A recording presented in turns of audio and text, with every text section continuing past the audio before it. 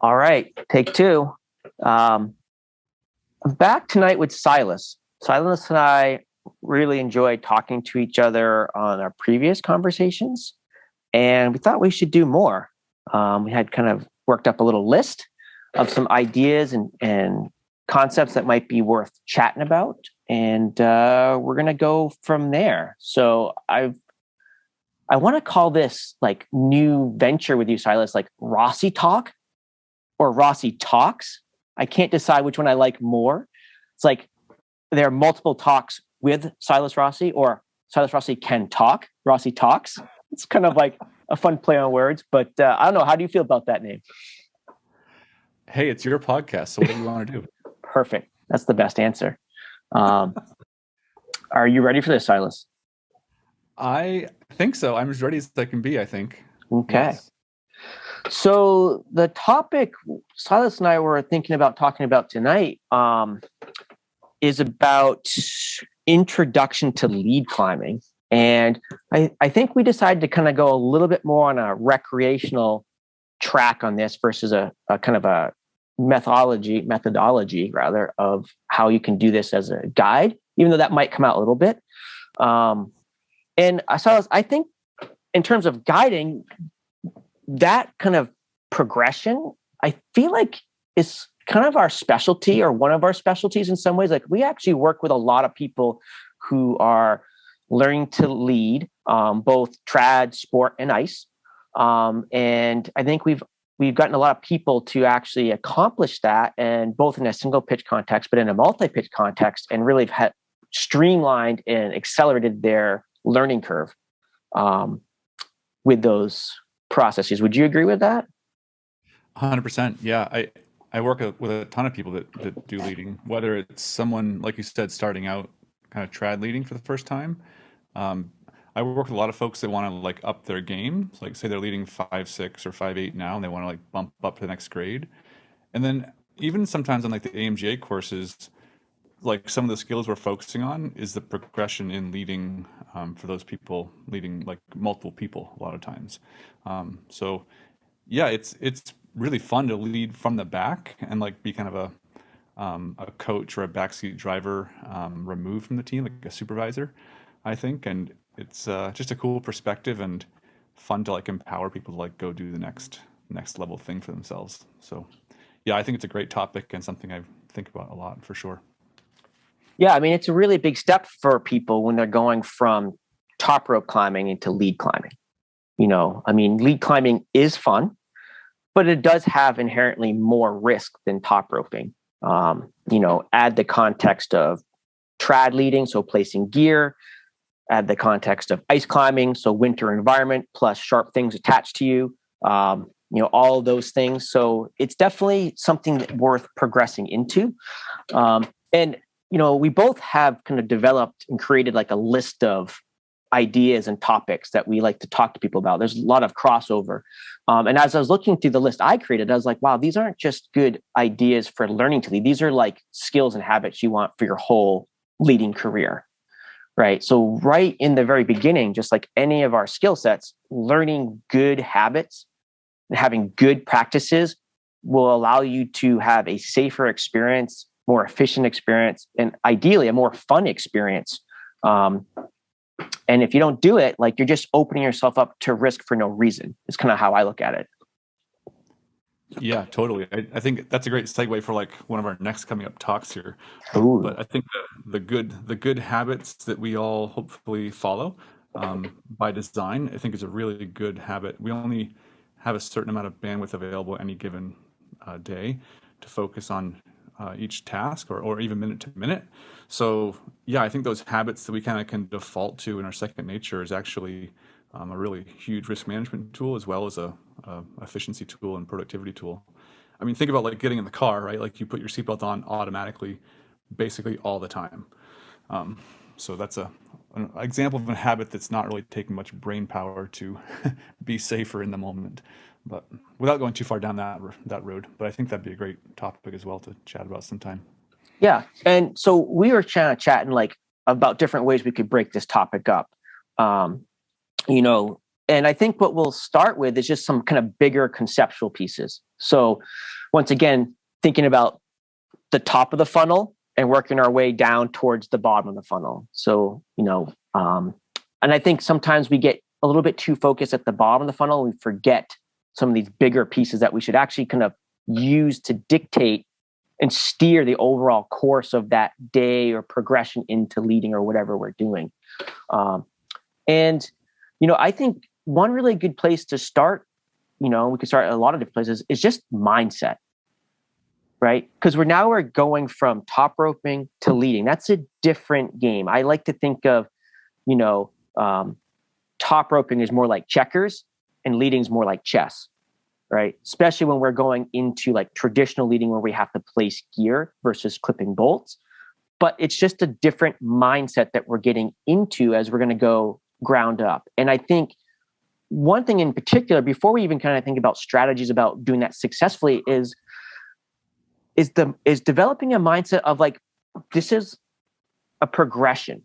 This takes time, right? You are where you are and you can't rush this piece, right? And the numbers are irrelevant, right? So don't get caught up with numbers and pressure from what this person's doing in the magazine or your friends are doing. Like, go into this realizing that this is a progression and just take your time to do this well and don't rush that progression. How do you feel about that? I think you nailed it. Yeah, I think for sure. I think part of the progression for a lot of folks is like trying to figure out which part of the game they want to work on. And I kind of view it like three different categories. So I view like kind of like you said, the mindset piece of it, developing some confidence around your skill sets, working on the actual technical skills, and then the whole like fitness, movement, kind of strength piece too, like kind of three circles. So, if you're just starting out climbing, you may have to work on all three of those things, right? If you're moving from say like a gym setting or a sport climbing setting into trad leading, you might have really strong movement skills, but you need to work on the technical skills of like placing the gear and the rope work of belaying from the top, perhaps, those sort of things. And then everyone has some sort of mindset skills to work on, and usually it's based around fear, right? Like fear of getting hurt or a lack of fear of getting hurt, to be honest. Some people just are a little bit too bold and a little bit too overconfident. So I think trying to strike some kind of balance there between, not being terrified, but also not being too bold. And that's all relative to what you actually have for skills in the technical and movement kind of categories too. So yeah, I think trying to be more well-rounded and figuring out which category you actually want to focus on, and then being really specific about which category you're going to focus on today or on this pitch or, for the next half an hour, as opposed to like, I just want to climb harder. And that's like the general thing that everyone wants, of course. Like we all want to like climb harder and feel good about ourselves. But the reality for each of us is that there are different things to work on to simply climb harder. For me, like this, like last summer, I was trying to climb harder, of course. Who isn't? And for me at this point, like the gear placements is not really something I have to work on very much or think about. Like even like if it's finicky small gear, I can make that happen on lead. It was honestly like just purely the movement for me. After doing this for like 22 years and not often going to a gym and working just on movement. So just the idea of moving around on really hard terrain for me and falling a lot because I was failing at things that were too hard for me, was what I had to work on personally. And that may be the same for some people. It may be different. Nice. Yeah, I think as we get into like this progression of leading, someone wants to kind of progress into leading with this mindset piece. A lot of times I see people jump onto terrain that's too hard, too fast. And what happens is if you go out and have like a very scary, somewhat negative experience on that climb, you're just kind of building these negative pathways in your head. So now when you do it again, you have this little apprehension. So literally by choosing terrain, which is kind of another big concept here that really matches where you're at, and the conditions, right? So if we're talking about ice, the conditions have to be right? Or even in rock, like you don't want it to be bitterly cold or wet out, right? You want to go there with kind of optimal conditions with terrain that's really suited for you to kind of build really positive, experiences climbing. So the climbing grade should be well below what you would top rope or consider your max grade, not like a number or two, like several numbers, because you want to be able to be so comfortable with the movement that you're not stressing out about clipping the bolts or placing the gears or getting that nice next ice axe placement. Like, you just want to be pretty calm and comfortable, because it's a huge change from being on a top rope to a lead. Even if it's a route you've done a lot on top rope, it's amazing seeing people go through that progression of being on top rope a bunch, then go, all right, now you lead. And they all of a sudden it's a different person. Their movement's completely different. What they placed for gear as they're leading versus what they did on top ropes, completely different. You're like, you just did this 5 times, fine. And now we switch the coin. So finding that terrain with conditions to really help that mindset progress and build these really kind of positive thoughts about lead climbing. So you're not always scared out of your mind. That there's plenty of that in lead climbing, but not a place to start. Yeah, totally. Like, I mean, you and I work a lot with trying to be really deliberate about being in the right terrain at the right time with people that we're working with, right? And for us, that's constantly changing. So we're always trying to find the perfect terrain for that person that day. And I think that that's a really good takeaway for people to think about as well. Like, to your point, is if you're in the right place at the right time, whether it be weather conditions or just for your ability, like, life's going to be good, right? If you're in the wrong place at the wrong time, it doesn't really matter how good you are, things are going to be pretty hard to deal with. Whether it be, ice falling off the cliff, ice being too hard to swing into, it being 100 degrees in the sun on some finger crack, right? All of these things really do matter, including the grade, of course, too, for sure. Now, I do think there's kind of like this paradox with, especially if we look at rock climbing, like usually climbs at the lower end of the Yosemite decimal system, right? Tend to be usually blockier and ledgier, right? So you have good stances to place gear typically, but the falls are more consequential because you're going to hit something. Where the irony is, if you climb harder climbs, the climbing's more likely to fall, but the falls are cleaner. So I actually find that depending on where I'm working with somebody, it can be really challenging of finding a route or a selection of routes that kind of build upon each other, that have clean falls, but good gear. And the climbing's not like wildly awkward. Like, that's the classic, like, oh, this route's grade 5-4. And then it's just really weird and awkward and strenuous just because it's a very old route with kind of big, weird, blocky holes. Like, well, that's actually not a great lead. Where a grade that's a little harder is actually cleaner climbing, but the grade's harder, right? So I think, once again, going back to this terrain, picking a selection of routes that really try to maximize movement and being able to have stances to place gear, but ideally aren't wildly dangerous because of a lot of ledge fall hazards. And so, like, to me, in some ways, the classic would be beautiful slabs with cracks in them, right? So you have kind of the cleaner fall, but you get the cracks for the gear placements. That's hard to find sometimes. Yeah, totally. Like, you just want to basically have the likelihood of a fall be basically zero if there's a ledge fall involved, right? So yeah, like you were saying earlier, downgrading kind of your leading at first above your top roping or below your top roping is an important tool for sure. I mean, in the Gunks, we have this really cool, it's called the Gunks app, like a guidebook on your phone.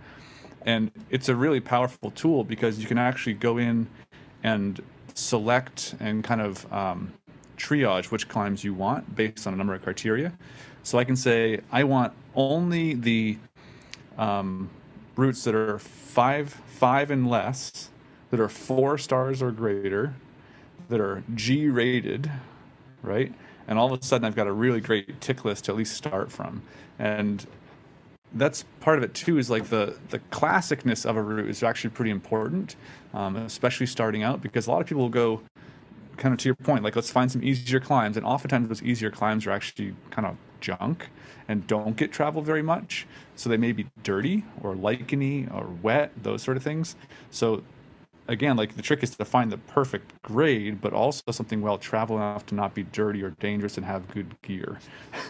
So it's certainly a bunch of criteria to consider for sure.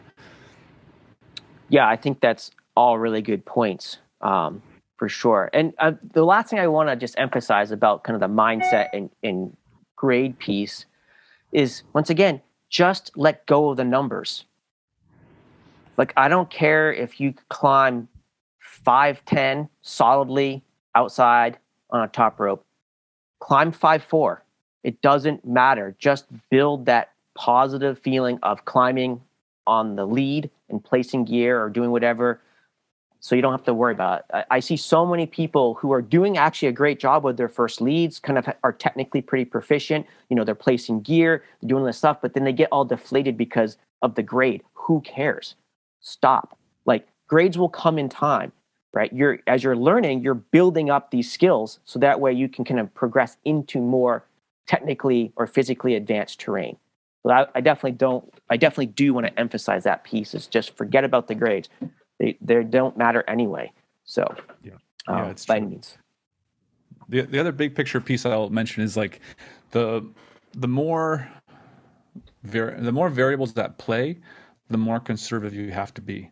So, we all have this image of like people walking up to a cliff that you've never been to before and racking up and leading some awesome pitch at your limit. And that's like the purest form of climbing, right? Like the on-site, ground up, awesome, like no beta.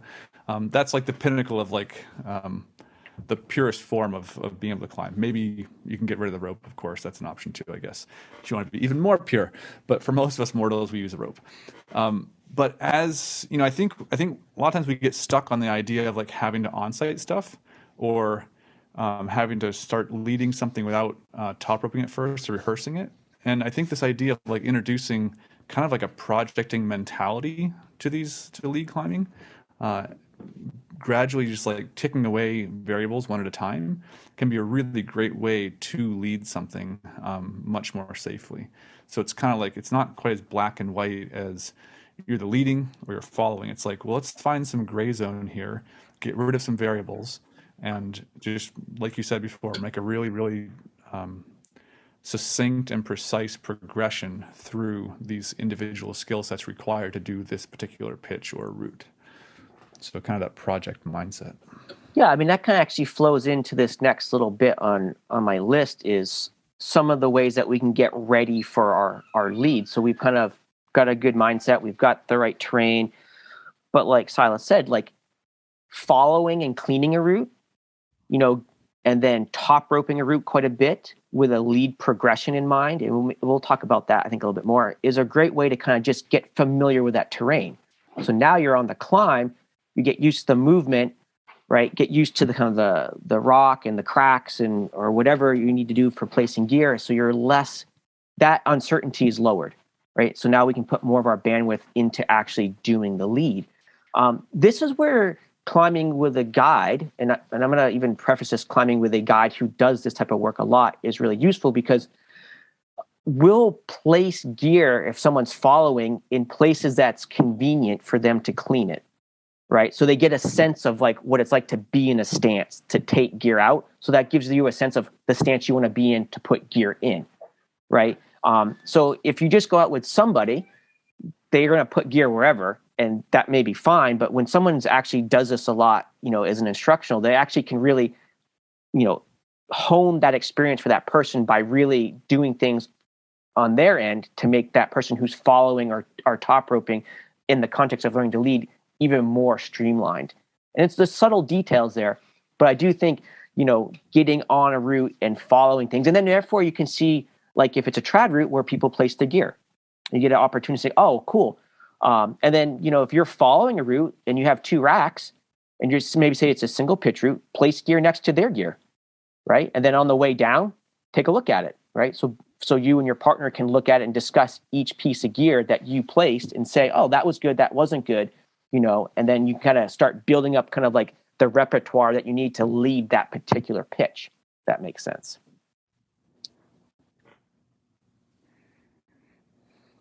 But Yeah, I think it's great.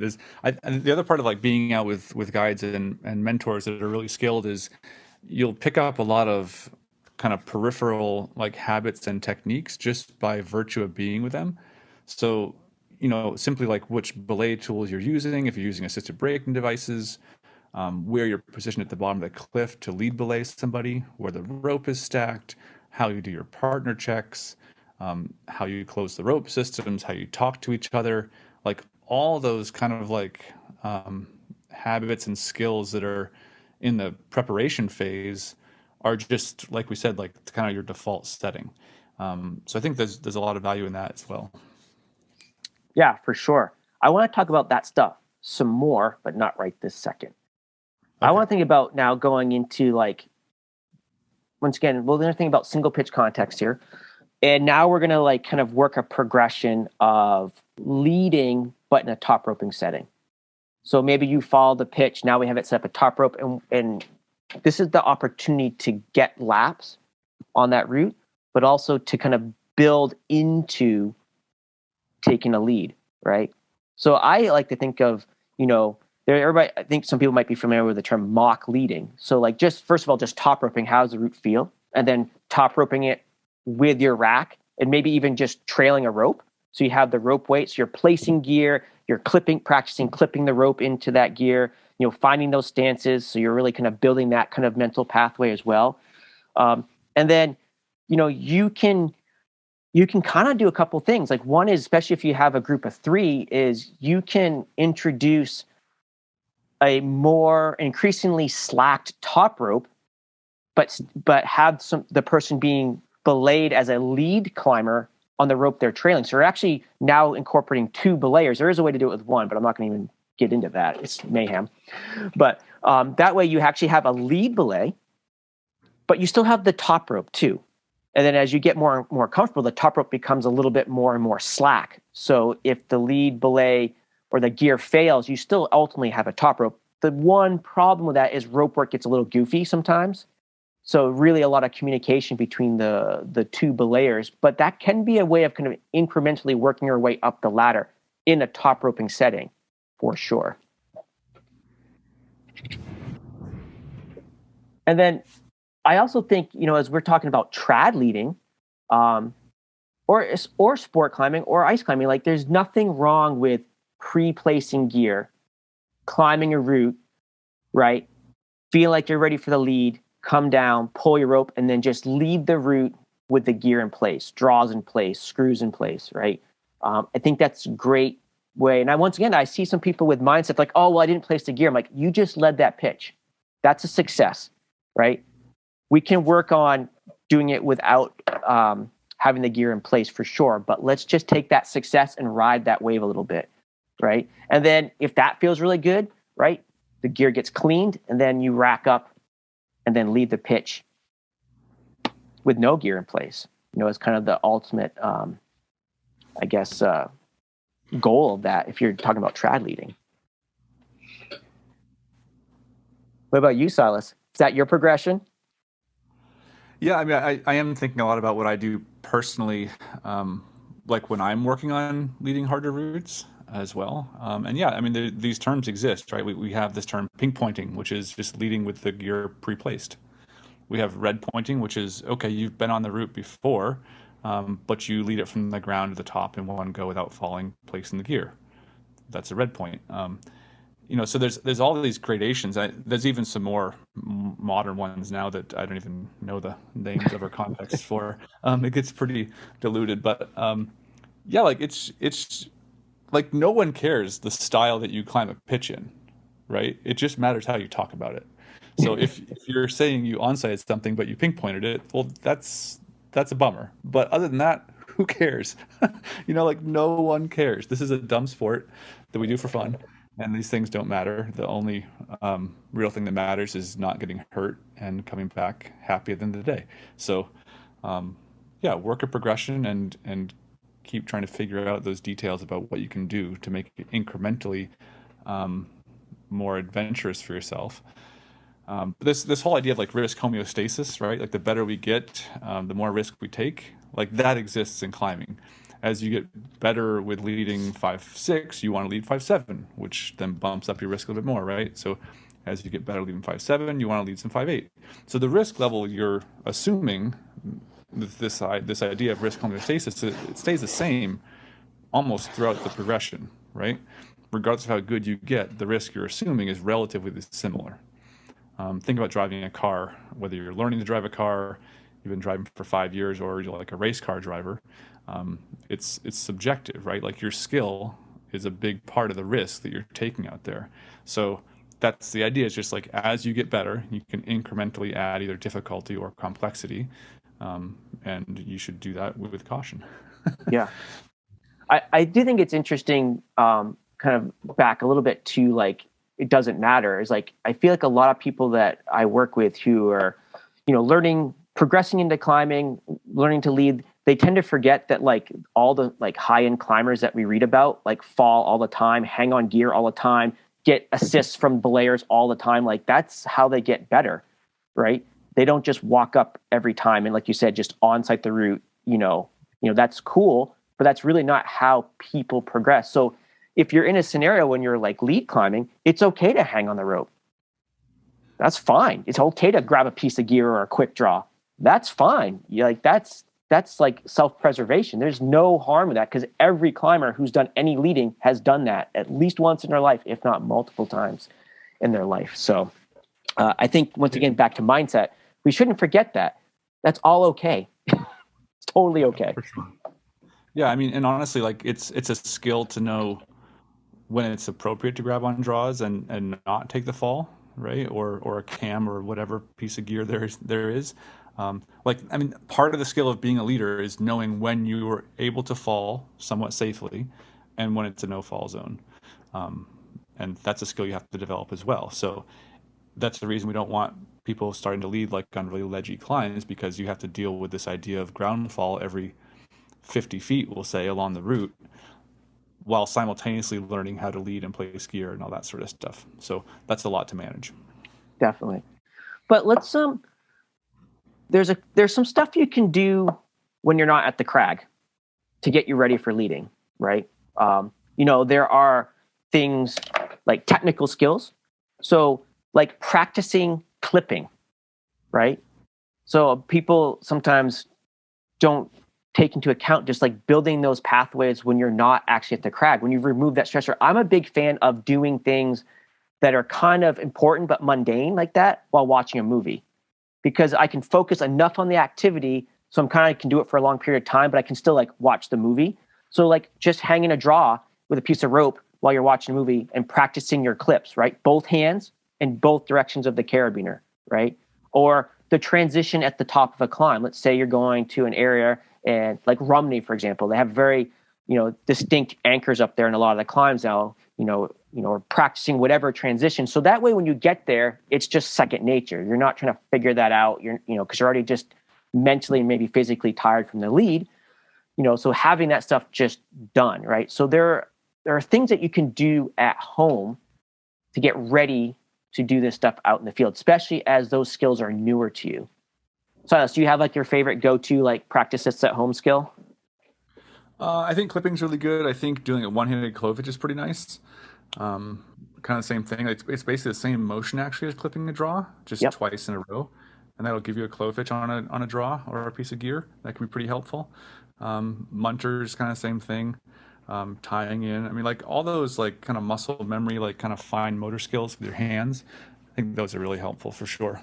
Nice. I mean, one thing that you can do at home that's not I guess you could call it a technical skill for sure, is you can work on your fitness a little bit, right? So going into this whole new realm of leading, being fit is pretty nice, right? So having more fitness than that is required on the climb is pretty awesome, because as soon as we start getting nervous, what do we start doing? We start over gripping things. We start kind of contracting our body. We start breathing as well. So fitness can be a lot of things. It could be like literally getting stronger, but it could also be mobility. It could be breathing exercises, once again. So kind of mind control, right? So kind of using breath as a way of staying focused.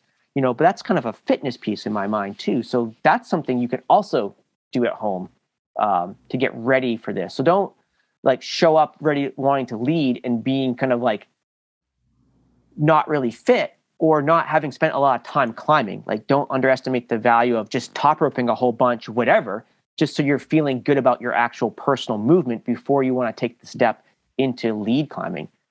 It's kind of a rough go if you like haven't climbed in a while. You're like, I want to go lead climb. You're like, well, this might not go so well for various reasons. So I think that fitness piece is something to do is think about as well. Yeah, you kind of want something like in your corner that you can rely on no matter what, right? And I think like the difference between our generation and the new generation of climbers is that people have started climbing in a gym and they're really strong and fit. It's amazing. And so in general, people like now, especially folks that I work with in the Gunks that are learning to lead or kind of bumping their game up a couple of grades, like the fitness part is, or the strength piece is not even an issue. Like they like climb 5'11" in the gym. And so if we bump down to like 5'6" or 5'7" and focus on placing gear and other systems, man, it's just such a leg up to like have them be able to hang on and not worry about them falling off until it's like 5'10" land, right? And the same is true with ice too. Like people are just really strong now. And this fitness piece, I think, is really kind of come into the whole world of climbing in a way that is really beneficial. Like, I mean, I often like kind of half jokingly say the only things that matter in climbing are strong fingers and good gear placements. Like if you have those two things, it's all going to be good because you're not going to fall. And if you do fall, you're going to fall on good gear. So good gear, good gear, strong fingers is kind of all that matters at first, at least. The other thing I like to say is if you don't have a fall, there's no problem. So no fall, no problem.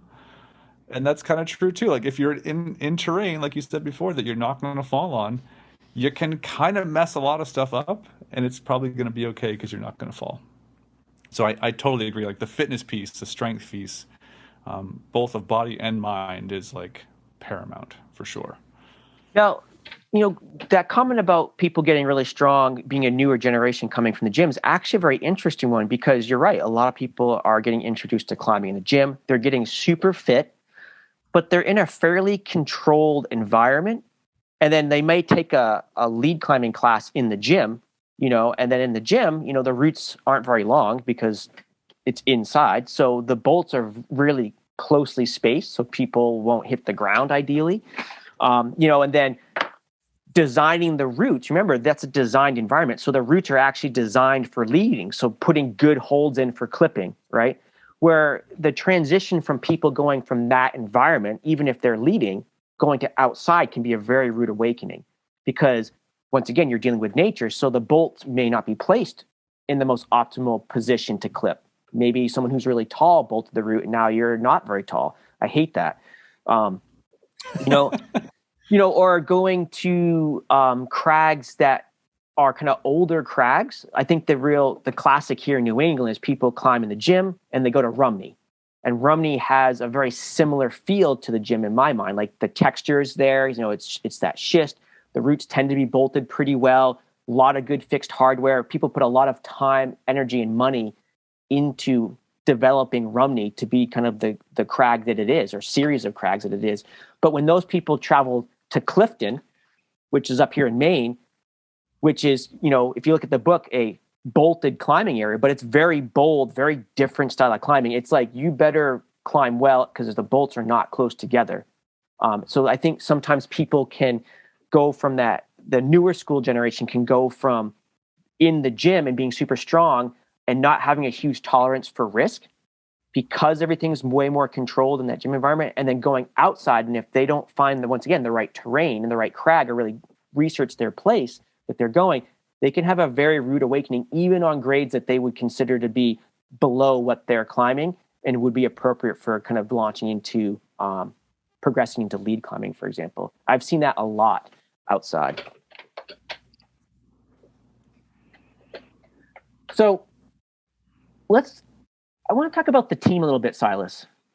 So, we kind of just touched on it a little bit with like going out with people that you can follow that might give you some good habits, some good instruction.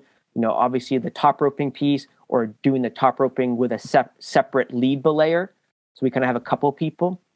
But I want to talk more about like the habits of doing the team work on the ground and back to on the ground, right? So the whole progression, right? So we're kind of envisioning like a team of two leading a single pitch and getting lower back to the ground. Correct. Or some descent. Let's put it that way. Some descent back to the ground, where we're not belaying the second person to the top at this point. Yeah. So, well, I mean, the first part of that is I would advocate lowering if you can. And over rappelling. I think just, you have more leeway there for sure. And I think that's actually, not to go too far in this, that's a really interesting mindset too, because in our generation, the preferred method was rappelling because we didn't want to put wear and tear on the fixed gear. And oftentimes the fixed gear wasn't great. It was like hardware store stuff, old carabiners, where now you're seeing a lot of newer cliffs and just cliffs in general. The standard for good stainless steel hardware is kind of out there. So the preference is to lower now because the transition is less risky than a rappel transition. So I think that's just kind of an interesting thing. But I would agree with you. If you can lower off and the gear's good fixed gear, lower off. That's definitely an easier transition. And that's one of the first things too. We can talk about all these things you mentioned, but like having a plan before you leave the ground is certainly fairly important, or at least a proposed plan, I guess, without putting yourself into a corner and having a certain outcome be required. Yeah. Nice. But that was on my list. Plan. I mean, like you said, I think having, and maybe you're in an area that you are not been to before, so you don't know what the fixed anchor is, but there's something up there. Having that plan, talking to about that with your belayer, noting that it might change, and then what kind of goes hand in hand with plan is communication, right? So not only the cycle and the circle of communication that we'd have in terms of belay commands, but also we get to the top and all of a sudden what we find is different than what we thought. And we're going to communicate that to our partner so they know that we're going to actually do something different. Or it is what we thought. We're like, hey, cool. Anchor's great. I'm going to lower off. And that communication still happens. I actually saw two guides climbing recreationally several years ago.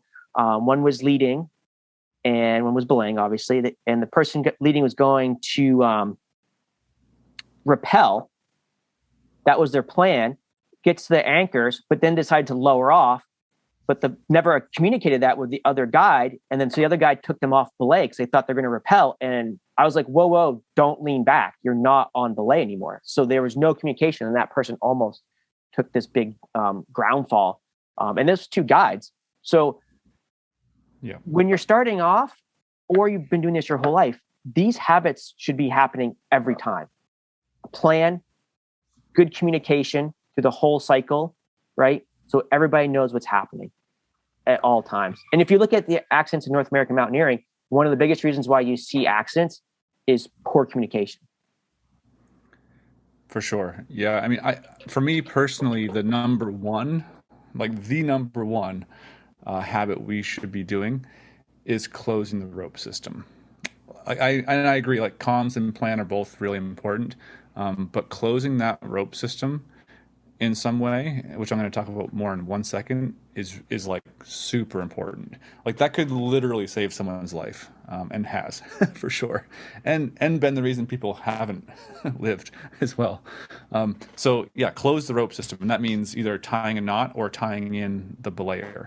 And if it's sport climbing, oftentimes we're going to a crag and we may want to like all lead the pitch. Like one person leads, comes back down, pulls the rope, other person leads. In that case, it does make sense to just tie like a stopper knot in the bottom of the rope. But in like almost every other setting, my personal default is to have the lead belayer tied in to the bottom end of the rope. And that gives us way more options, right? So First of all, it's a definitive closure, right? It's a hard closure of the rope system. So no matter what I rappel with or what kind of transition I do, that's going to work. It also, to your point before, if I get to the top of the first pitch and I decide, oh, actually, I can't even descend from here. We've got to go somewhere else. I've got to like bump over 20 feet another pitch to get to the rappel anchor. And my follower has to come up and actually clean the pitch with me belaying above. At least now they're tied in, and we did a partner check of both people's tie-ins, right? So tying that person in the base, I think it's a pretty good habit. And even if I do get to the top and I can have them lower me down, they're probably going to follow the pitch anyway and clean the gear, right? So you just pull the leader end of the rope down tight until the follower is tight, and then they can climb on a top rope.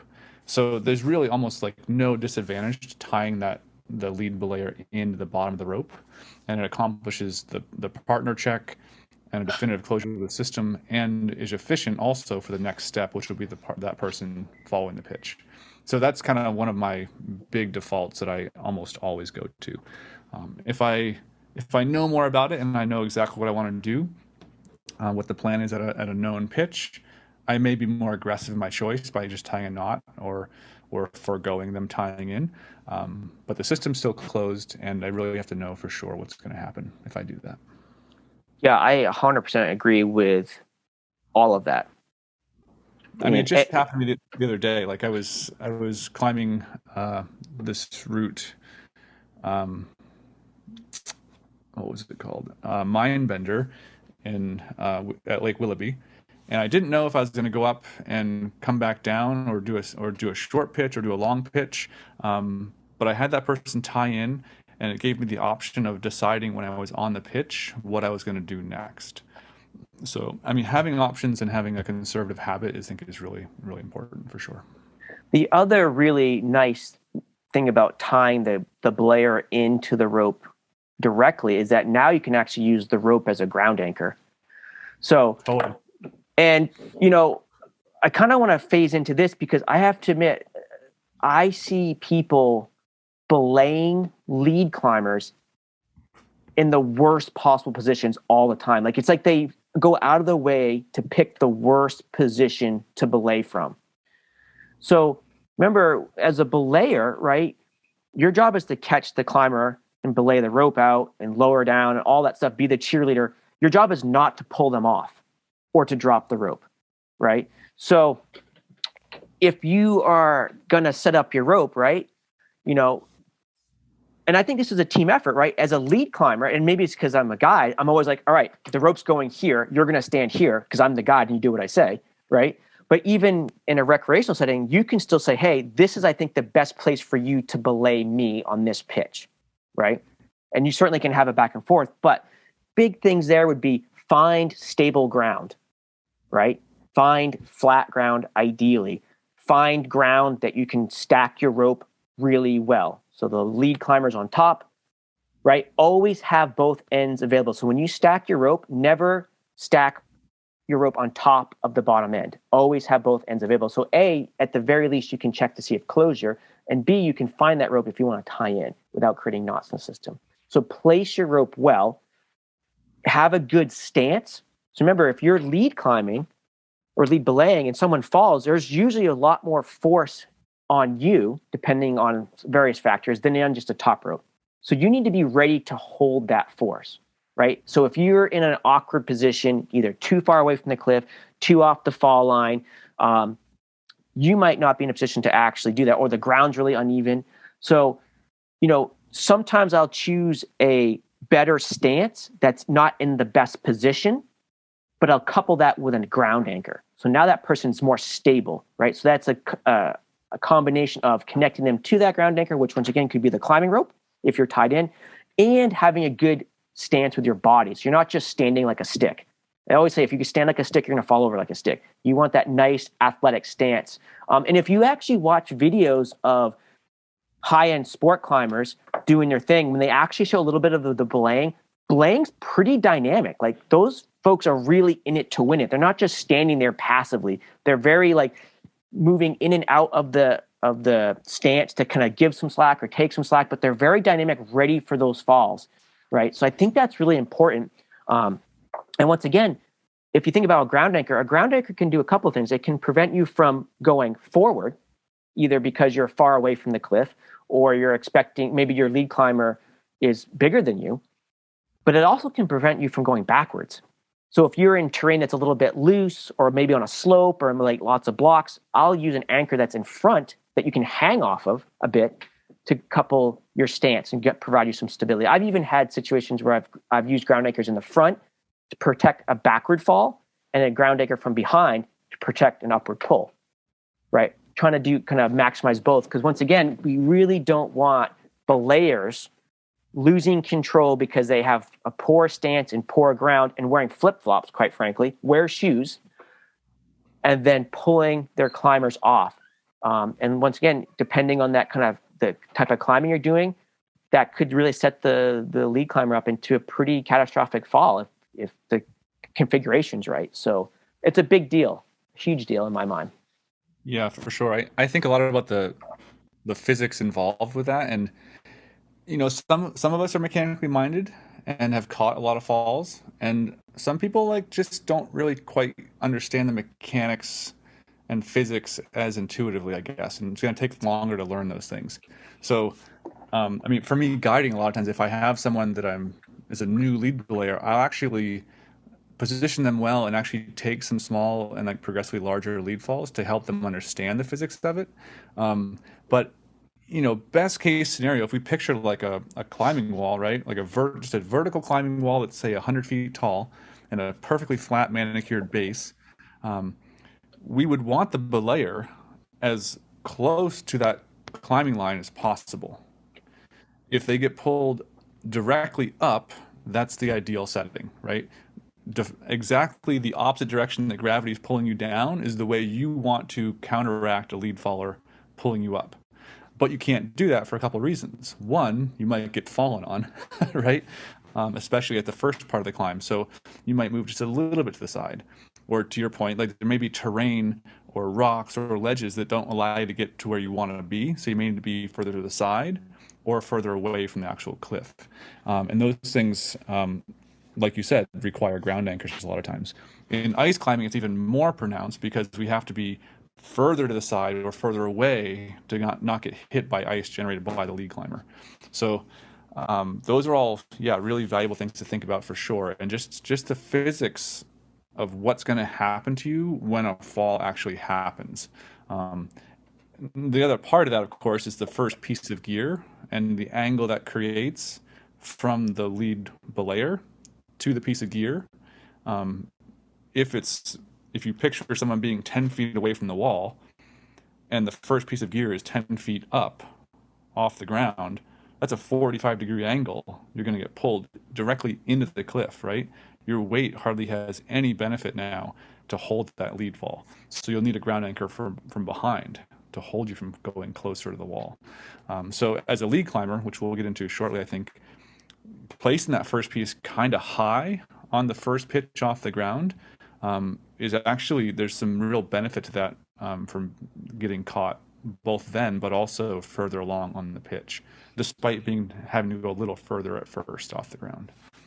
Yeah, those are good points. I wanted to come back to the concept of partner checks because we talked about that or briefly mentioned it. And for some reason, I find that I see some people climbing, and I don't know if it's ego or whatever it is, but like they just seem like they're above a partner check. Partner checks save lives, just like closure saves lives. If we just put closure in every time, regardless of how it is, because once again, that's one of the major reasons why people get hurt and killed. If you look at accidents in North American mountaineering, and we do good partner checks with good communications and have a plan, we're probably going to have a successful climbing career, right? And a partner check to me is like I start from one end of the rope and go completely to the other, right? So that way, if we start at the lead climber, I'm not just checking the knot.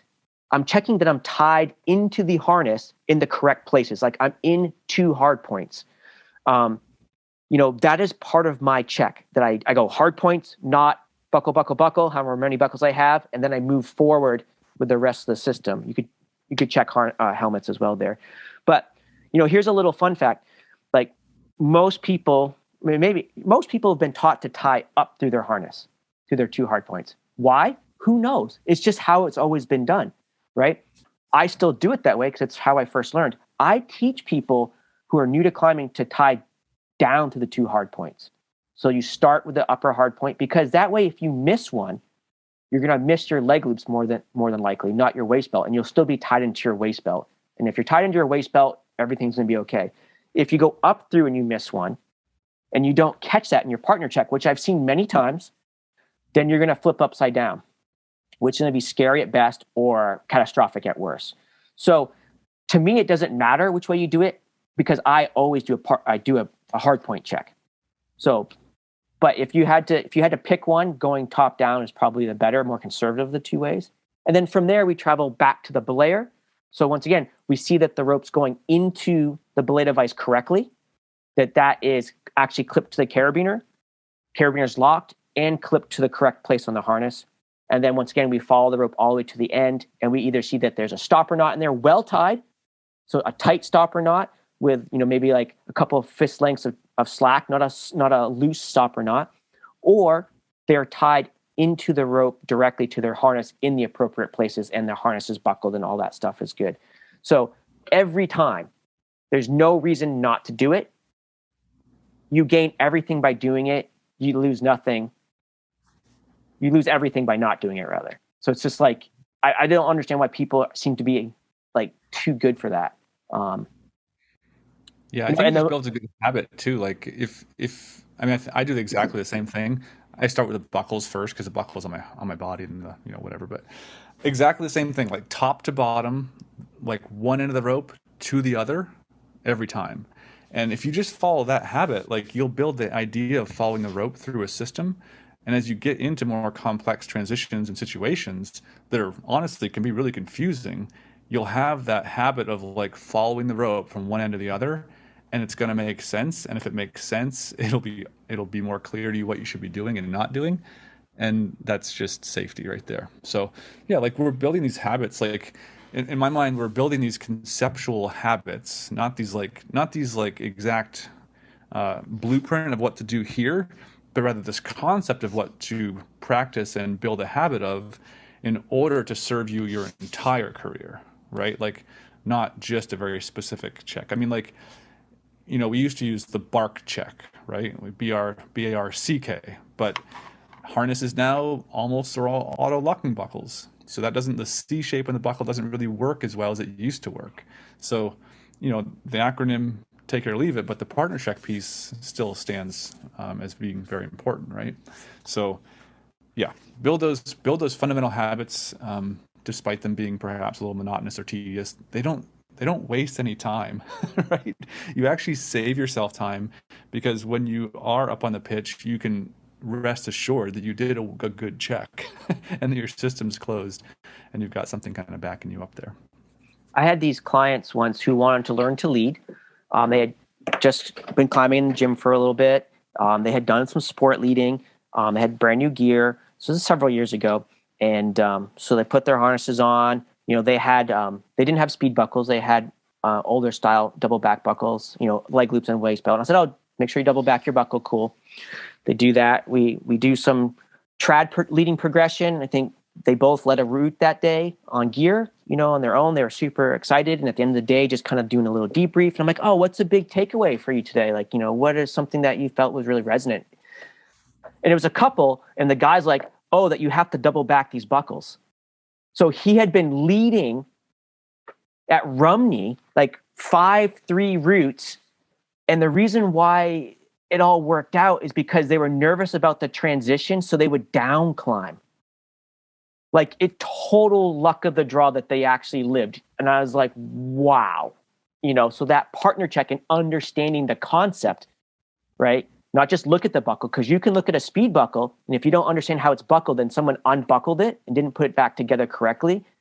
And I think we all get a little complacent with speed buckles and automatic locking things. That stuff doesn't always work sometimes, so make sure you check it, that it's done correctly. But I still remember that guy who was just like, "Yeah, you have to lock these buckles." I was like, wow. I'm like, fair enough. Yeah, like, we're habituated to see what we want to see, right? You're looking for that image that is familiar. And sometimes just a little subtle change isn't recognized because you think you're going to see what you want to see. So, like just a couple days ago, I was working with this guy doing some leading on the ice, and he tied a one-handed clove hitch. We've talked about when to tie a one-handed clove hitch versus an air clove, and it was with half ropes.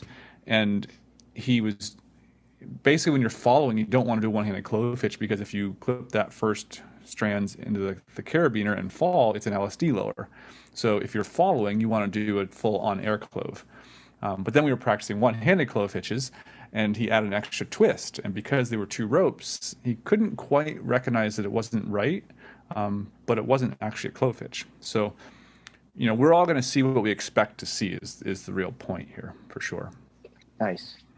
Silas, let's maybe move into like some things we can do as the actual leader. Like we picked the right terrain. We're feeling good. Mindset's good. Weather's good. We're feeling pretty good on this route. We've done all this progression. We've got a plan, partner checks, comms, Belay's all organized. But what can we do as a leader ready to leave the ground, or before we leave the ground, to kind of really prep for that lead? What are some of your top things that you're like, tell people that they should do? Good questions. Well, the first thing that comes to mind is this idea of terrain assessment that we talk about a lot as guides, and we use a lot in our guide courses. But terrain assessment literally means like studying the terrain, like understanding the terrain just by looking at it. And I think that's the single biggest thing, like being on the ground, that a leader can do for their benefit in the long term on the pitch or the route, is like actually like legitimately like get your head out of your phone, out of the guidebook, and just study the route. Notice what gear you think it's going to take where it looks hardest. Like, is the route wet? Is it sunny? Is it kind of sandy because it rained last week? Just like actually study the route and start to develop this terrain assessment piece, because that's going to serve you really well every single day you're out there, for sure. That's kind of the first thing. And then, we talked about kind of like choosing the right route in the right place at the right time for you, all those sort of things. Then there's this kind of idea of rack management, which is an ongoing challenge for all of us, and we're always thinking about, but it's actually a skill. And you have to, of course, like usually we start with more gear than we may want when we're learning to climb or pushing the grade. But just this idea of like knowing what you have on your harness and what you've already used once you're on the pitch, and where you might use certain things. So if you have a double rack, obviously trying to triage a little bit and not use all the similar pieces right off the first 30 feet of the climb, right? Sometimes, of course, you have to, but at least knowing that and kind of triaging a little bit. Just trying to like envision the whole thing, I think, which is a combination of the terrain assessment and this idea of rack management.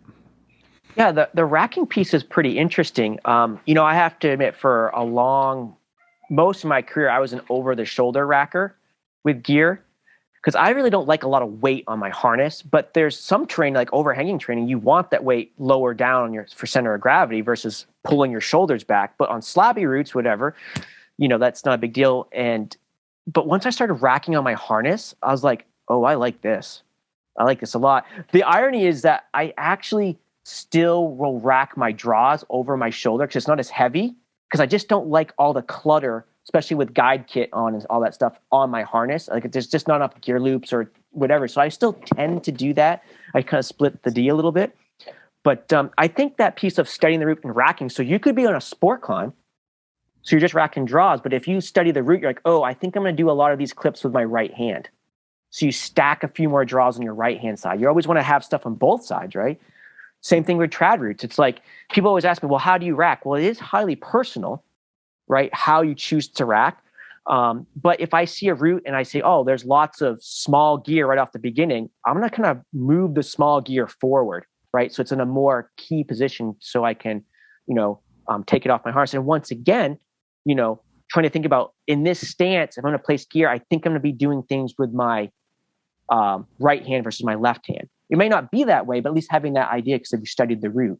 And then I think like you said, like, you know, if you're going to go to a single pitch route and it's got tons of information on guidebook and it's like, all right, you know, a single rack to 2 inches, then you don't need to bring a double rack to 4 inches, right? You could bring a double rack of the appropriate size. So you just have more gear to place, but you don't need those big pieces that just jettison the weight. If you don't have any information about the route, obviously, you know, get loaded for bear, get ready for anything, because you never know. And every once in a while, I remember climbing a pitch once, and I looked up at it, I was kind of studying, I'm like, okay, it looks like it's all going to be big gear down low and little gear up high. So I kind of was like triaging my gear, and it ended up being the exact opposite, you know? I was like, oh man. And I just kind of like didn't have the right gear, because I was like, you know, left some down on the anchor or whatever. And I was like, oh, this was not what I thought at all. You totally hosed yourself. I totally hosed myself. Even though I looked at it, I was like, I've never done that before. Hose yourself? Yeah, right. So this summer I was trying to do this route called Supper's Ready. It had kind of been on the list for a little while. It's like 12A, and it was going to be a big deal for me. And I had been on the route like 5 or 6 years ago, like following my buddy up it. And I made really careful notes of like exactly what gear to bring and like where it was, you know, protected with these different pieces and whatever. There were like 2 fixed pieces on the pitch. And so I went back this summer and I had the exact list. And, you know, it's a hard route for me, so I wanted to carry as little weight as possible. So I racked up, even like in the order of like what it was, like in the note. And I got up there, I was kind of nervous. I was like, Dustin was there with me. I'm like, Dustin, do you want to go up there and put the gear in? He's like, well, not really. I'm like, shoot, I guess was my idea. I guess I got to go up there. So I leave the ground and I go up and I place some gear, and I'm kind of like, you know, now I'm like wondering, like, is this where that piece went? Is that where that piece went? And I'm kind of like worried because I have just the right amount of gear. Anyway, I kind of like start making it happen, get to like the first crux, put some pieces in, fall, of course. And there wasn't one of the fixed pieces there that I thought there was going to be. So I had to take one of the other pieces that I had triaged for later on and put it in this first crux, and fell, pulled it the second try, got up a little higher to where there was like a little tiny fixed nut. And by that time, I had basically, because I had used my pieces earlier, had run out of gear before the last crux. And I was like, kind of glad because I could come down now, but also like kind of kicking myself because I just ran out of gear on this pitch that if I brought like 3 more cams, I probably could have gotten the rope to the top. You know, not cleanly leading it, but at least gotten the rope to the top on the first try. So yeah, I mean, kind of the point we keep making is like, you just want some options, right? Like, unless you really have everything completely wired, you just want a few more options than you think are necessary. Yeah, don't underestimate like the difference between studying the route from the ground and being on it. And you're also like, whoa, this is a lot taller than I thought, or this is a lot steeper than I thought, this is a lot longer than I thought. So if you think it's going to take 6 draws, bring 9, right? Bring those extra pieces of gear. Like even on sport climbing, like I always bring extra draws sport climbing, because A, I might use them in the transition at the top, and B, if I drop one, I'd like to have another one there. So always bring gear. I mean, I think that we think about that a lot. Ice climbing, you're like, all right, how many screws do I really need on this ice climb?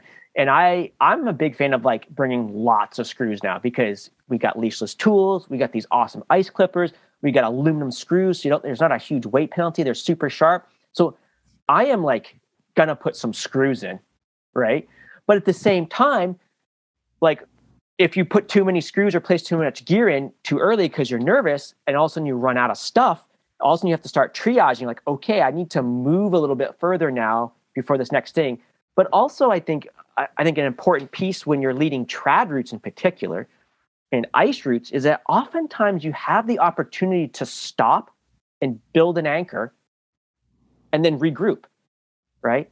Not always, but oftentimes. So I think, you know, if you do, for example, trad climbing with fixed anchors and you don't really know how to build good anchor systems, that's kind of a deficit in your leading, because the ability to stop and actually build an anchor. So oftentimes when I'm working with people, like we're going to build some anchors first, anchor systems to completion. So we have that skill set a little bit more honed. So if you want to stop and just be like, all right, I'm too nervous, I need more gear, this looks harder than I think, I just want you next to me or whatever, they can stop, build an anchor, and then bring that person up or lower off or whatever, and then move forward from there. So that's a pretty important piece too.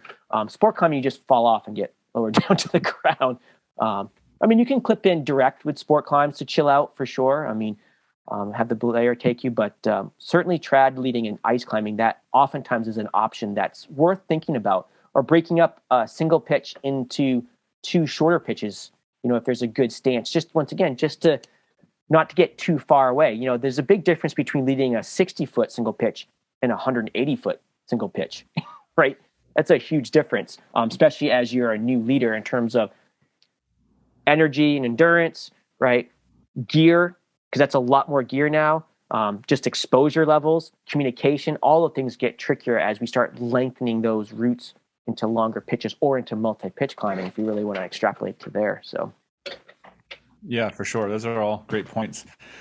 I mean, if you're close to the gear that you've placed previously, like a few feet away, you have options, right? If you need to down climb, you need to jump off, it's hard than you thought, you're off route. Like if you're close to gear, you've got some options. You can place more gear to build an anchor, like you said.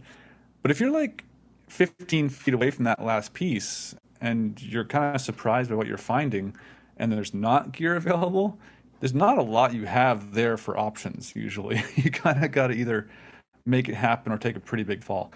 So yeah, I think if you're pushing yourself in any regard, whether it be headspace, physically, or with the new gear placement as being a skill for you, just be close to your gear, right? Like short falls are not a big deal if you have to take them, but you don't have a lot of options if you're far away from that gear. Nice. I one thing about placing gear too, I think sometimes I see people who are newer to leading, they kind of get in this, like, they'll kind of like soft pedal up really mellow terrain. That's not like the parts of the climb that the climbing is less difficult. And they just like, oh, I'll just kind of climb this without putting gear in. Put gear in there because once again, you could slip, a hold could break. If there are people above you, they could knock a rock down on you, whatever. So don't just lead something and be like, oh, I won't put any gear here because it's easy. Like put a little gear in there, because sometimes you get yourself into a position like Silas mentioned where all of a sudden you're like, whoa, this is a little bit trickier than I thought. And now I'm 15 feet above that last piece of gear, right? I should have put more gear in, So I think that's a pretty important tool. And I think also in terms of trad leading, you do have to be a little careful with your gear too. So it's like when you're brand new to trad leading, don't place the smallest nuts and the smallest cams you possibly can on your rack, right? Those pieces have to be placed so perfectly that there's a very little margin of error, right? Really study what placements are supposed to be like, really get some good mentorship and feedback on your placements, because that gear is amazing, but it also will fail if it's not placed well for all the reasons why it might fail. So like when in doubt, put a second piece in right next to it, like nest a couple pieces together. So if they're small cams, see if you can put two small cams in. The classic is like, if you use tri-cams, which I do, white and black go right next to each other almost every time. Just double them up and go for it. So you can kind of make little nests or use tools like locker draws on really critical connection points. You're like, all right, I might have to run it out a little bit here, and I really want to make sure the rope doesn't unclip from this piece of gear. So I'm going to use a locking draw for that. But yeah, definitely, bring more gear than you need so you can place a lot, and don't be afraid to double up. Same thing, like if you're kind of getting like, all right, I'm kind of done with this, I want to lower off, place a second piece of gear in, clip it in, and then lower off versus just being on that one piece. Maybe it's an awesome piece, but that just gives you a little more peace of mind when you're going to kind of bail off that route and maybe have someone else going to try to finish the lead or whatever. So some kind of little tricks I think are worth thinking about. Yeah, I try to have two pieces between me and a really like catastrophic fall, whether they're close together or a little bit more spaced. But having two pieces between you and a bad fall is a pretty good idea. Yeah, and if you know it's going to be run out, like you said, the nesting is a really good tool, along with the locker draw as well, for sure. Other technique stuff is you can actually back clean pieces at times if you need to. You should be careful not to back clean too much, obviously, and leave yourself above like one piece for a long fall. But you could, if you've placed a lot of pieces kind of subsequently close together, you could back clean one or two of those and space them out a little bit higher up on the pitch too. People often ask me about pitons. like old pitons. And a friend of mine says, well, if the piton's there, there's only two possibilities. One, it's awesome. Clip it. Two, no one's fallen on it anyway, so the climbing's easy above it. You might as well clip it. So it's kind of like either way, you can clip the pin, right? Anything that's in the rock is probably going to at least hold body weight. So, you know, a body weight or a very short fall, you know, if you're already run out a little ways, like why not clip that pin? And then if you have the option, of course, backing that pin up with a piece above it nearby would be a really great idea, right? Yeah, and then a big part of it too is secondary pull on pieces, and we could have a whole another podcast like on just gear placement, I think probably, and some field time, of course. But thinking about secondary pull and what will be compromised if you have that secondary pull. So the primary pull being if you place a piece and fall on it, the secondary pull being if you place a piece, move higher, place another piece where that rope pulls the lower piece. So having a variety of quick draws on the longer side and also some like single length runners, 2 foot runners, can just eliminate that secondary pull really nicely. Nice. I actually wanted to talk about rope drag a little bit. Oh, perfect. Yeah. So, rope drag. I hate rope drag too. I mean, so, when you're climbing routes that are straight up and down, rope drag is usually not an issue because ropes are straight up and down. But when we're trying traversing routes, for sure, that's a bigger issue. Or even if the route's going straight up and down, but the gear placements aren't necessarily directly in line with your climbing, they're off to the side, left or right.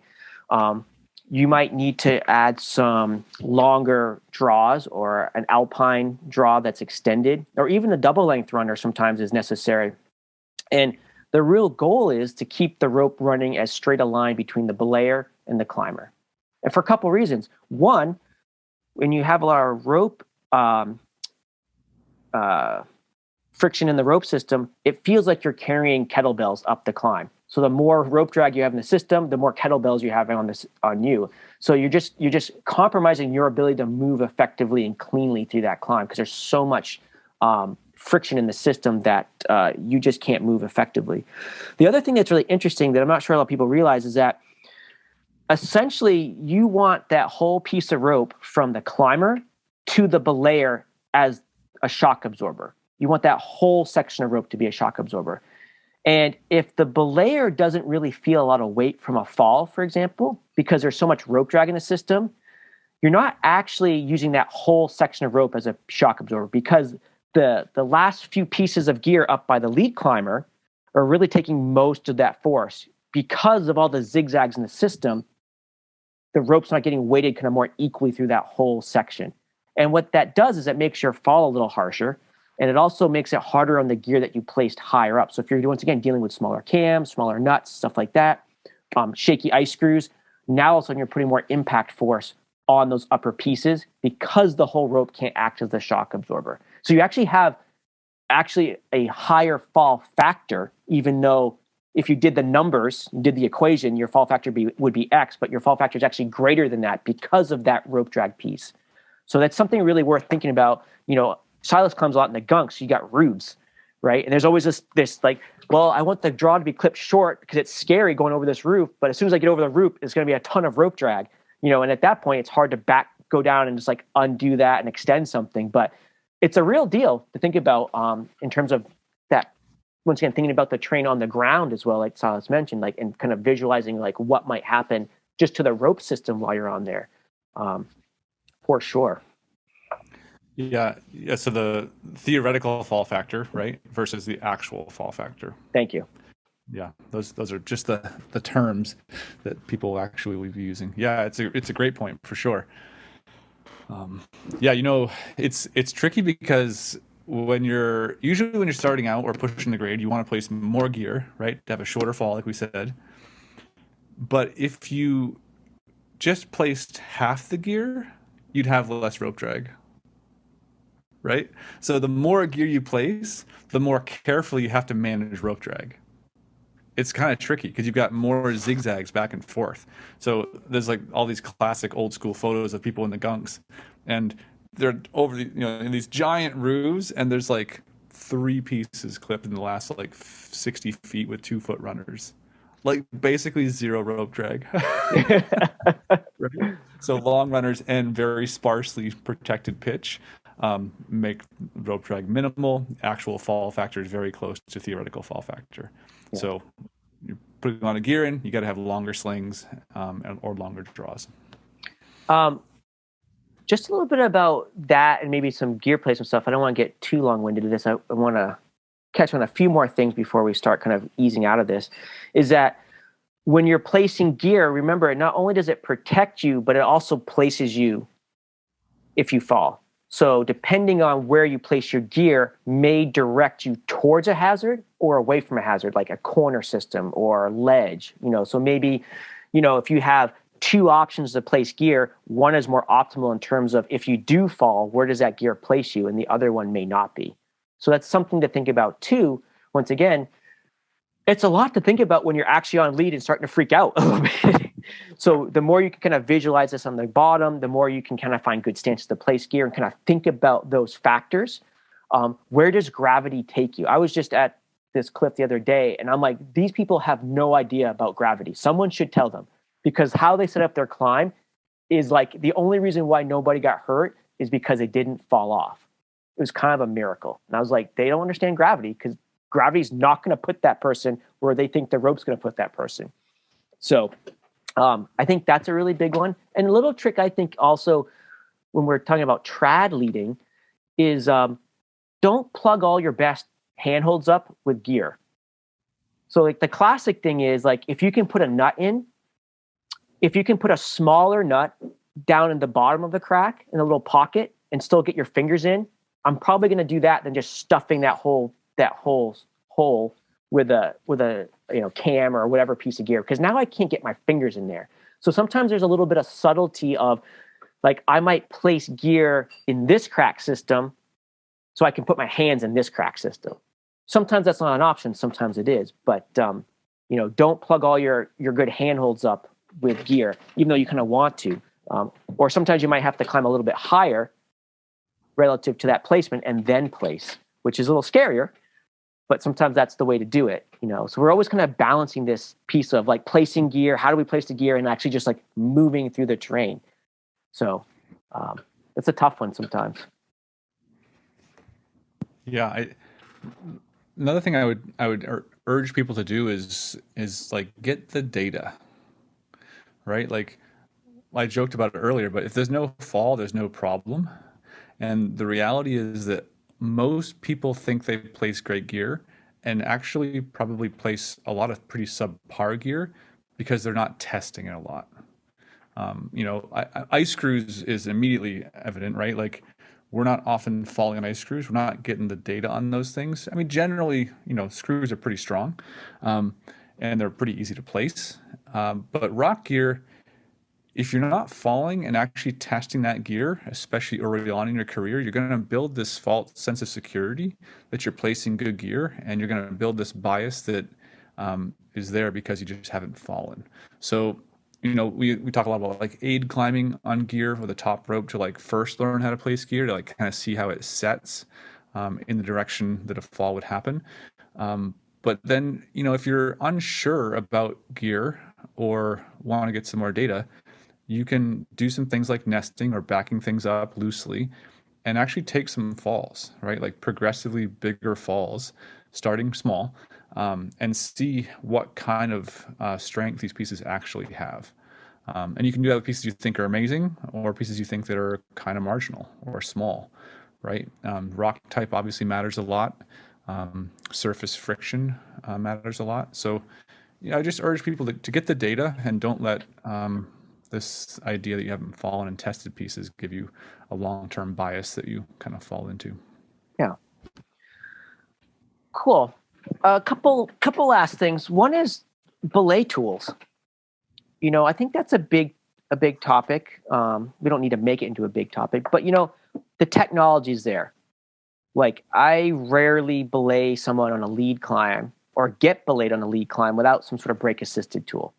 And there's a lot of different ones out there. Some work a little bit better for lead climbing than other ones. But I think it's a worthwhile tool to put in your repertoire as you're starting out, because one is it's easier to hold the fall, or if someone's working a route, for example, it's easier to hold that as a belayer. Two, depending on what type of belay device you're using, if you're using more like a Grigri style belay device, more of a mechanically brake assisted device, like if you do fall backwards, for example, you're in counterbalance because the device locks up with the leader. So even if they get pulled off, like you're both kind of in counterbalance, which is kind of a safeguard with those tools. Some brake assisted tools, don't necessarily lock as aggressively, like say if you take your hands off the rope, where some tools will kind of function in that mode, even though they may not necessarily in their literature say they will or are designated for that. But it's worth picking tools well. And remember, it's not just a function of the belay tool; it's technique and how to use it, but also rope. So if you have a good rope set aside for leading, that's not like the thickest rope out there, it's in good shape. If you couple that with your belay tool and good lead belay technique with that tool, it goes pretty easily. Like I can belay very effectively with a Grigri without ever trying to override the cam. It's all technique to me and rope diameter. Like rarely do I have to actually pinch the cam to feed rope out. It's mostly about that technique and maybe stepping forward to give a little bit of more slack in the system. And then the person clips and they step back a little bit. So I think just practicing those skills, because I see a lot of people like, oh, I hate belaying with that. I only belay with this style belay device. And you're like, well, that's because you just haven't tried to get really good at belaying with that style of device. And it's worth putting it into your system this day and age because the technology is there for sure. Yeah, I think having a few devices and a few ropes is actually a really good idea. And matching different devices to different diameter ropes and slipperiness of ropes is actually a big part of it that a lot of folks kind of miss that nuance. So just match the device to the rope for the application. I think it's a really good tool. It's a really good idea. I mean, if people belay the Grigri and they come to me in the Gunks and they want to lead belay me, and they're used to doing it in a gym, I'll often use a Grigri. I think it's a really great all-around tool. If people haven't used a Grigri much and are going to lead belay me, I tend to use like a Black Diamond Pilot. It's really smooth. It's very intuitive. There aren't any moving parts. It's a really nice device, and I use that in the winter a lot too, with icy ropes or wet ropes. It's quite smooth, and like you said, it doesn't quite grab as much as lock off as quickly as a Grigri. A little bit easier to feed the rope sometimes. Nice. And just on that realm, I don't even really want to get into this too much. Like the whole concept of a dynamic belay, when you're just starting to lead climb, just to get the belay. The concept of a dynamic belay is actually a very old concept because ropes used to break. So you had to give a dynamic belay because the ropes had no ability as the shock absorber. So it's actually a very, very old concept. There's actually in literature, like giving a very static belay. So you would actually snap the rope so the leader wouldn't pull the rest of the team off. Like that was like the choice. Like, oh, if they fall, we're going to snap the rope because we don't want Tom to pull us down off the mountain or whatever, whoever's leading. We don't have to worry about that anymore, right? But I would say for this conversation, just give a good belay, add appropriate rope out in the system, and don't worry about a dynamic belay. That kind of comes a little bit later in my mind when we're talking about introduction to leading. But kind of on the bottom of my list here, and I think, it's actually kind of important. So I have 2 rules in climbing or mountain craft. Look good, don't die. Those are my 2 rules. So as long as we don't violate those rules, things are going to be okay. And I think there's the classic, like, look good, feel good, climb well, climb safe, right? So I think little things like,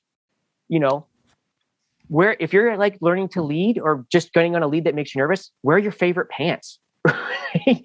Some days I have a day of guiding coming up, like, oh, this is going to be a big day for me. Like, I'm going to put my good pants on today and the socks I really like, So I'm going into there feeling pretty good about life in general as much as I can, right? So look good, feel good. Like I want my good rock climbing shoes, not my ones that are beat up. So ones that aren't like brand new, so they're painful, but ones that aren't blown out either. Like a good performance shoe. I want to lace them up, right? If we're talking about ice climbing, we're talking about retie your boots at the bottom of the climb. so you're nice and locked in there so you don't get a lot of heel lift. You have sharp crampons, sharp ice axes, like ready to go, not dull stuff, right? If you're talking about winter contact, you don't have like super restrictive clothing or gloves that are too thick. Like you have the gear to kind of go out there and look good and style it, right? And that way you can focus more on just the movement itself, kind of already kind of feeling pretty good about life in general. So I think that's an interesting little like mindset piece, but important, right? If you show up and you kind of like rushed and everything's a mess and your racked is a mess and you kind of look sloppy, like that just plays out to probably how you're going to do everything else on that day. Versus like showing up like tight is right, boom, let's hit this. I think that's a good mark to shoot for. I know that's what you do every day, Silas. God knows I try. Do you know the 3 rules of safety, Dick? Oh, I don't know. Look good, and safety. It's too bad we don't have kids because we'd probably have pretty good dad jokes. Oh. Anyway, yeah, it's a huge topic. All of these things are great habits to work on for your whole life. Definitely seeking mentorship, hiring a guide who does this type of work a lot is kind of a good idea. So many things, just practicing on your own, doing that research part, so many pieces into this. Like we could easily have more conversations about a lot of these things, but I think we should probably wrap it up. It's getting late. So, Silas, any last words of wisdom before we sign off? No, I think we covered a lot there. Just work a progression, have a plan, and get some data along the way. Keep gathering data as you progress and have your choices backed up by real information, not just things that you think are true. Yeah. I guess my parting words is be patient with the progress and the progression. Like work a progression, have a plan. If you work a good plan, things are probably going to progress well, but it takes time. And remember, every climber has been scared. Every climber has fallen off a route. Every climber has grabbed a piece of gear. Every climber has bailed off a route. There's no harm, shame of any of those things. Ultimately is to have a good time and be safe. So who cares what anybody else thinks? You don't want them as your friend anyway if they think poorly. So they're probably not thinking about you anyway. That's the crazy thing. Unless you get hurt and they got to carry you out, then they're going to be like, bummer. Yeah, super bummer. So, all right. On that note, Silas, we're calling it a night. Hey, Rossi talks. No, thank you. Rossi talks. All right. Until next time. Bye. Good night.